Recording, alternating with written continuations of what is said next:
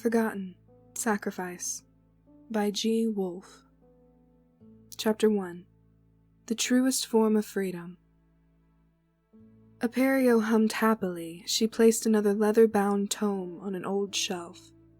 She glared at it as the aging wood creaked slightly under the weight of the book, daring it to break. A few lashes for destroying imperial property wouldn't be so bad, she thought, but a sigh escaped her as the wood held firm. Giving the shelf one last glance, she went further down the aisle to retrieve a scroll for one of her esteemed noble masters. It didn't take her long to find what she was looking for. Standing in front of the neatly stacked pile of scrolls, Aperio briefly considered swapping the requested scroll with something else. As soon as she extended her arm to grab one that would definitely not fulfill the desired purpose, a sharp pain in her head, followed by a soft yellow glow from the collar around her neck, announced the interference of the Empire's greatest invention. Cursing the people who invented the contraption that had been with her for as long as she can remember, she watched helplessly as her body acted on its own accord, picking up the desired object before quickly turning around and heading for the reception desk. The only relief that she could find in all of this was that being tasked with running errands in the library was definitely better than being chained to a table, getting stabbed with who knows what for hours, sometimes days, on end. Once she reached the desk, a woman clad in an overly gaudy dress turned to face her with barely concealed disgust flaring in her eyes before snatching the scroll from Aperio's hands. "Give that to me before you dirty it any further, elf," she spat before walking away. "Oh yes, the dirty elves. They don't enslave others, so dirty. I wish I could voice my opinion, but, as usual, my body just isn't my own right now. Even if I could voice my thoughts, they wouldn't change much. She might have gone as far as hitting me. I would shiver in fright if I could. Ridiculous. Anything she couldn't do wouldn't be comparable to what a true imperial torturer can do." Aperio stood rooted in place for several minutes, only regaining control over her own body when she could no longer hear the woman's shoes clacking on the tiled marble floor. Even though she could move on her own again, she had learned years ago that there was no point in walking away if she was liable to get a headache and be forced to walk right back. She stayed where she was. A small smile formed on her lips nonetheless as she recalled what the guards had told her that morning. She was to be sacrificed tonight. One might think that being told you only had a day left to live would be sad news, but for her, it was the best thing she had heard in years. It ranked right up there with the death of the Emperor's second son. Stabbed in the back by his own wife. That had truly been a magnificent day for her. Aperio had almost died too, but it was not to be. She had never learned why the royal guard had prevented that lovely little irate widow from carrying out her rite of vengeance. After all, the bastard son had used the elven slave as a companion for the night. Not that she wanted to indulge the man, but you no longer had the option of choice once that contraption was around your neck. Her smile widened as she heard the telltale clanking of the guard's mithril armor. A quick glance through the glass dome looming above her confirmed that the sun was beginning to set. It was time for her to leave this wretched place. Finally, how long I have waited for this day. The lead guard gave the smiling elf a confused glare before he brought his gloved hand to his chest, where it touched a small yellow glowing pendant. "Your duties here have ended. Follow me. Do not speak unless spoken to. Understood?" After the words had left his mouth, her collar flared briefly, and she felt the orders at the back of her mind change, no longer forcing her to stay, but to follow. Another, more forceful glow from the collar forced her to bow, and manipulated her vocal cords to answer with a quiet, yes. The guards formed up around her as if to ensure she couldn't escape. Useless, she thought.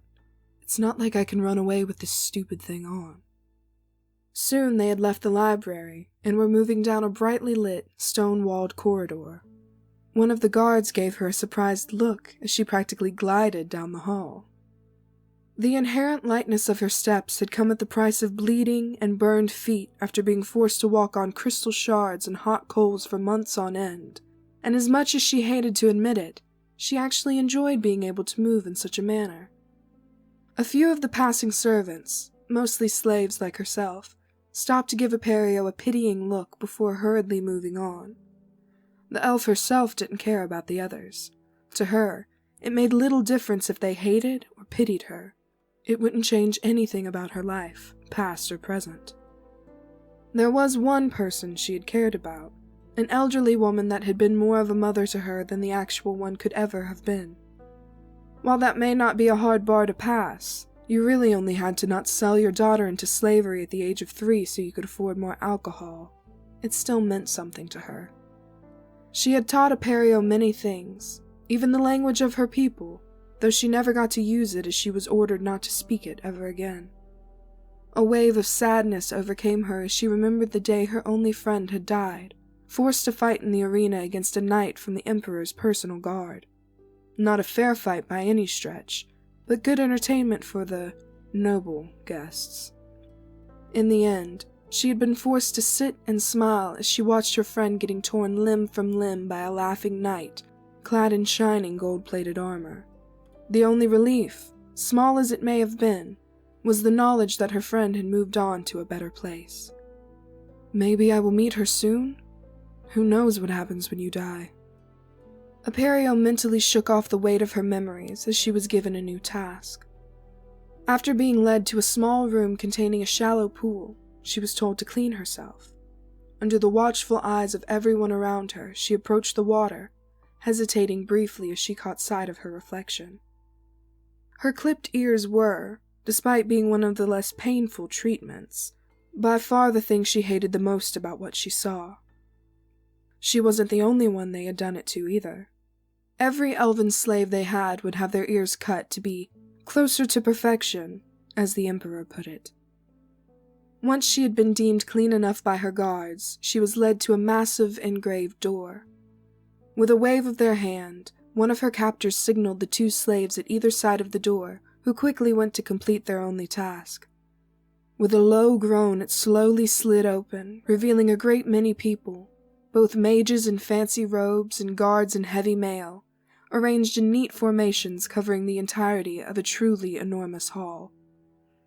Inside, the guard that had spoken to her previously led her to a circle that was ringed with runes in the center of the hall, handed her an unnaturally sharp but featureless dagger, and with an unpleasant tone to his voice that Aperio found all too familiar, told her to kneel and disrobe.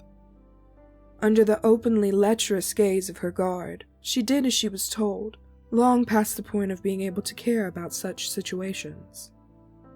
When she had removed the last piece of clothing from her person, the guard took one last long glance over her naked body, picked up the discarded dress, and told her to wait until told otherwise. With nothing left to do, she turned her attention to the runes around her. Though she had been forced to help in various rites and rituals, she couldn't seem to recall any runes that looked like the ones here. Not even the crueler experiments, where, after receiving her orders, she watched helplessly as her own hands carved runes onto the living body of the sacrifice, had used anything similar. Neither did the ones she had learned from books she shouldn't have read reminded her of these. In the end, it mattered little to her. She would die today and finally be free. A few minutes passed and a man by the door cleared his throat before yelling, "His Imperial Highness, Emperor Gennario Zenthus." Following the announcement, a man in his late 50s, wearing a gaudy crown and holding a golden scepter, confidently strode into the hall.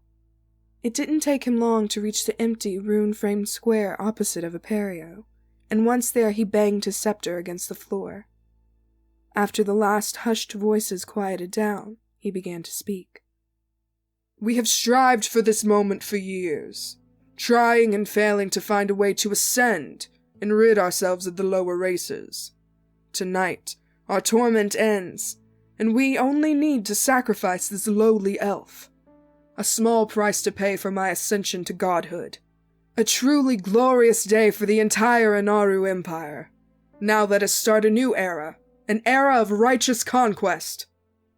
With his speech at an end, he spread his arms wide and twirled the scepter around once before slamming it into the floor, prompting the mages to begin their chant.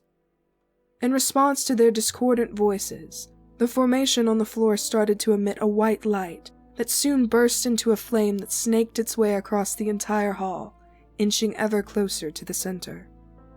The runes around Imperio briefly flashed blue as the white flames drew near, only to flare angrily one more time before submitting to the fire. Only once the entire formation was set ablaze did the Emperor lift his scepter, point at Imperio, and command her, "Take the dagger and carve out your heart. Offer it in sacrifice so that your betters may ascend." Imperio shivered with anticipation as she lifted the dagger, slowly traced the edge of the blade with her finger, earning her a small cut. A small smile crept onto her face as she looked at the little droplets of blood falling onto the perfectly white floor. Her smile only grew wider with each drop. Ever so slowly did she move the dagger towards her chest until the blade sunk itself into her. With full knowledge of what she was doing, she maneuvered the sharp edge of the blade within her body, effortlessly cutting skin and bone while circling around her heart. There was no pain as she had expected, and neither could she feel the compulsion of the collar. She was in full control. A small laugh escaped her lips. Something was off, but she didn't care. What she was doing felt right. Letting the dagger fall to the floor, she looked up and gave the Emperor her best smile, this one genuine, and not an imitation like the rest. Lifting her arm, she buried it up to her wrist in her chest where she had previously cut herself open. A little river of blood flowed from the newly formed cavity and pooled under her as she wrenched her own heart free. For a moment, she stared at the unbeating heart. Her unbeating heart. After letting out a final breath, she slumped forwards, falling into the white flames as whatever had kept the pain away simply vanished. The last thing she felt was a gentle warmth emanating from the fire where it touched her scarred skin. The flames that tried to consume the fresh elven corpse shimmered where they made contact, changing from white to blue. The body itself faded, slowly dissolving into a cloud of silvery dust that drifted toward the ceiling where it gathered into a loose, seemingly incorporeal, sphere. It lingered there, pulsing softly with blue light. The triumphant smile on the Emperor's face faded as the blue flame seemed to turn on its former masters, quickly taking over the formation and latching onto the chanting mages. It didn't take long for the ones attacked by the flame to run and scream, ceasing their chants in their desperate attempts to escape the burning. In the chaos, the fire was able to make the leap over to the guards as well. In mere minutes, the entire hall was on fire, burning each and every person alive. With each soul that died in the blue hell, the gathering of silver dust hovering just under the ceiling shone brighter and more solid, slowly shedding its ethereal qualities. Soon, everyone but Emperor Zenthus himself had been burned away, and he had to shield his eyes from the bright light that floated high above him. Through his fingers he kept watch of the thing, trusting in the safety of the runic formation he stood in. His trust, however, was sadly misplaced. A burning sensation reached his feet and quickly spread over his entire body. He screamed in agony and dropped to the floor, desperately trying to extinguish the flames. But it was for naught. After a minute of excruciating pain, his body crumbled, and the now very solid-looking silver sphere pulsed once, breaking through the ceiling and sending the flames below through the windows into the open darkness beyond. The fire spread horrifically fast over the continent ruled by the Anaru Empire, their ruthlessness lasting only a few hours. Not a single living thing was spared, neither the wildlife nor the other empires and kingdoms, not even those that had allied themselves against the Empire and its mad emperor. The only things showing that civilization had once prospered here were the empty cities, burned clean of all traces of life. What a great many creatures once called home was now nothing more than a barren wasteland, illuminated by a false sun. Soon, that sun vanished as well, disappearing into thin air and leaving nothing behind that might have hinted as to what had happened.